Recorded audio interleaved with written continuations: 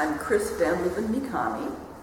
I brought a watercolor on silk painting of a tiger, and I believe it's a Korean tiger. My father-in-law, Charles Irabu, with his Suiko as his pen name, Mikami, painted it in Topaz concentration camp. Okay, he was born in Japan, just at the turn of the century, in Hiroshima camp. And Saijo was the name of the town. They are of samurai extract. My husband didn't believe that because he used to be called, saying, samurais don't cry. And he said, oh, sure.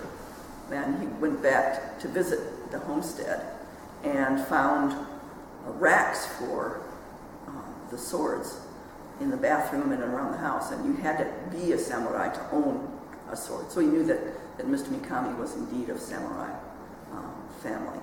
And he was living in his home with his grandparents, and his father had been sent by the Japanese government to Washington State to select dairy cattle. And so he was in Carnation and that area.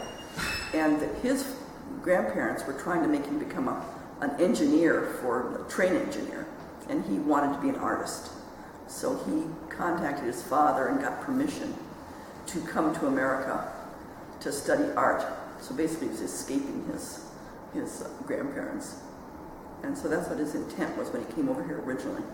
And he was in his late teens, early 20s when he did, because he was a high school graduate, which was not common in those days. I believe he came through San Francisco to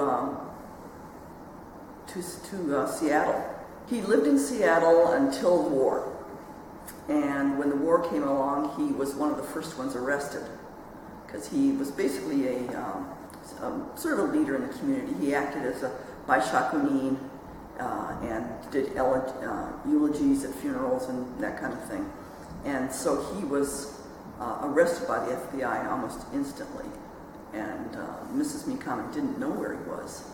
And they finally got message, the fact that he'd been arrested and was shipped to California. I think Pinedale originally, and then to Tule Lake. And Mrs. Mikami ended up bringing her two sons on the train to Pinedale and then Tule Lake. So they weren't part of the whole mass immigration from Bainbridge Island and the Japanese here in Seattle. He was separate. He was living near White Center, and Mrs. Mikami had a grocery store where the old castle was, where the Des Moines road was.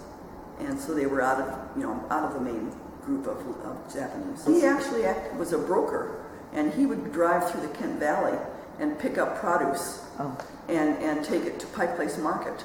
That's what they did. They drove around and acted as distributor and broker for the farmers in the Kent Valley and the other valleys around. So he was basically driving back and forth to Pike Place Market. But yeah, I know he was very involved in the community in general. He had art training in Saijo, but I think a lot of it was self-training. That's one of the reasons why he wanted to come here, was to get some formal training. But Mr. Mikami was the eldest son, and so he had two other brothers, both of whom married daughters into families that didn't have any sons. So they ended up changing their name to the wife's name. And so when Mr. Mikami decided he wasn't going to come back, they were a little upset because the eldest son was not there to inherit him. So when Kay's father sent his son, Harry, back to Japan before the war, the family was very thrilled because Harry was an eldest son. And so he was treated like the eldest son in Japan, and my husband was the eldest son of the second. So he was the eldest son of the American family. And so when Harry came here, back to America, the Japanese family was not thrilled. And they ended up having a daughter, the last one left, who had already married somebody else and had a different name and kids. And that man changed his name to Mikami. And they moved back to the Saijo farm so they could carry on the tradition. So Mr. Mikami was sort of considered a radical, the fact that he had left, he was the oldest son, and wasn't doing his his familial duty by staying at the farm. Have you ever looked at any of his FBI records? No, I've never seen anything. We did find a letter. Freedom of Information Act. Yeah. No, I've never looked. Actually, it never occurred to me to. We did find a letter that he had sent Mrs. Mikami while he was there, telling her that he was okay and he was just fine, and But that's all I know. I know when he was in Tule Lake, he had been beaten up a couple times because he did not want to be a radical and go off back to Japan and so on. And he was a block captain, and so he had some responsibility in Tule Lake, but didn't want to go back to Japan. He did teach some art. I think most of the art teaching that I know he did was in Topaz, but I believe he did do some in Tule Lake. He was teaching watercolor. Even after he got old and retired, he was teaching watercolor. He'd go to those old folks' homes, and some of whom were much younger than him, and teach them and do demonstrations for them. They would come up to visit fairly regularly. Yeah. He was very happy where he was, and he was very comfortable with his life at that point. And they ended up, he ended up raising. First of all, they started raising tomatoes because so they did the plants, and then they would sell them. And then he ended up buying land and became a strawberry farmer in Morgan Hill, California. He had done watercolor on fabrics so that the women that were building dolls would have clothing for the dolls. It was silk. Well, this is silk that this painting is on, so they must have had access somehow to it. Well, I know at Topaz, by the time of the end of the war, people were much more lenient about going in and out and so on, because he said Tule Lake, my husband said there were guards with guns and barbed wire and everything all around the place, and Topaz was much more relaxed and less hostile. But a lot of his paintings that are around were stuff that was done before the camps. I mean, there's a bank in California that has a whole bunch, because he was doing an exhibition of his work in the bank, and when the war came along, they just didn't return it, and it's in their museum now, as quote, is their official little, but it was never given to them. It's something they just kept. He did a lot of work. He was a farmer after this, and they came back to Seattle and went to visit their old house and their neighbor had lost a son in the war and basically she invited him in, but he slammed the door on him and sent him out. So Mr. Mikami decided at that time that they'd probably go back down to California, where she was from. And so they stayed with her father and family, who were farmers also. My husband was 5 when they left for the war, so they'd been married for several years before. She was the cousin of his first wife. So sort of an arranged kind of thing. My husband, who was about probably 6 or 7 at the time, saw him do the painting. Oh, he said he was just fascinated. And the fact that his father was doing it from memory, so he remembered what this tiger looked like and was painting it. No, he remembers very fondly of his father's artwork. Okay, well, my husband, it was given to him by his father. And I think partly because he'd seen it being painted and he'd always admired it. And so at one point, he gave it to us. Well, it's always been in the main room, and right now it's in the foyer. As you walk in, the first thing you see is that painting. And then we have, some straw little hanger that the Buddhist churches have over artwork and so on. So we have that. My husband picked that up in Japan, and we have that hanging over the painting. Okay, my husband was born here in Seattle, in Providence Hospital, and after the war, he grew up in Morgan Hill, California, and he went on scholarship to Berkeley, and started out his parents suggested he be a pharmacist, and he was living in a house called Ridge House, where all the students were, a lot were from the architecture building, which was a few blocks away, and he went over to the San Francisco Medical Center, and they showed him how they made pills and what pharmacists did, and he decided that the last thing he wanted to do in that day went out and changed his major to architecture. And so he became an architect, and we came up to here I met him in architecture because I started out in architecture at Berkeley, and came up here for me to go to graduate school. And he started working at Naramore, Brady and Johansson, and then Jones and Jones, and ultimately became a zoo architect. And then he had his own firm, and he did zoo work in Singapore and did the whole master plan for Mexico City. His firm was called Sherman Yanez Mikami.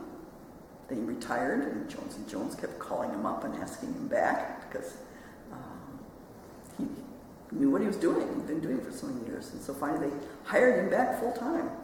And he was able to do it with just the design part, not get involved with project management and all the other stuff. So he was having a good time. And he was called the analog architect because he was not doing the CAD/CAM stuff. And he was very proud of his father. They got along quite well. And I think the funny thing is that his father was a little irritated that he moved up here because he was the eldest son and my father kept laughing. He says, well, he was the eldest son and he left. And so, big deals when he moved up here. And that was always the joke between them, the fact that they were both eldest sons and had left the family homestead. But my husband was a very gentle man and a lovely man, and I think most people that knew him, felt that way about him. One of the reasons why we thought about Seattle was because he had been born here, and he was curious to come back and see what the community was like. And so that's really one of the reasons. Yes, Seattle was picked because that's where he was from. Well, part of it is that I want to share it with people because I think it's gorgeous. I'm very proud and pleased that Mr. Mikami was related to me and I could see his work. And he did painting all the time, so I was watching it all the time.